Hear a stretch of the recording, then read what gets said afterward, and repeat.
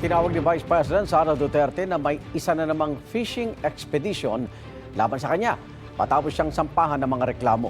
Mga reklamong plunder, graft, malversation at bribery ang isinampa sa ombudsman ng iba't ibang civilian groups. Kaugnay ito sa mali umanong paggamit ng 612 million pesos na confidential funds ng Department of Education at Office of the Vice President noong 2022.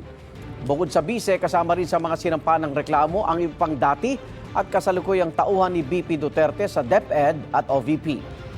Sa isang pahayag, sinabi ng bise na pilit na anyang nag-iimbento ng mga paratang para daw magmukhang may proseso at lehitimo ang investigasyon. Git niya, hindi ito tungkol sa paghahanap ng katotohanan, kundi pagtakip sa issue ng nakawan sa pamahalaan. Dati na ginit ng bise na walang maling paggamit sa confidential funds ng kanyang opisina. Igan, mauna ka sa mga balita, mag-subscribe na sa GMA Integrated News sa YouTube para sa iba't ibang ulat sa ating bansa.